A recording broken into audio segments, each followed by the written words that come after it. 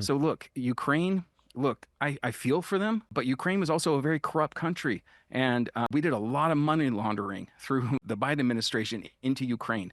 I think perhaps a better policy for the United States is to have that free trade with all and not having those attachments that we now do constantly.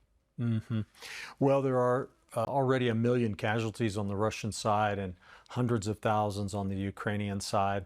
It's absolutely a horrific bloodbath, which doesn't make any sense. It's like still scratching our heads here in the West going, why are they doing this? Why did Russia invade Ukraine in the first place? We've never heard a real credible answer to that.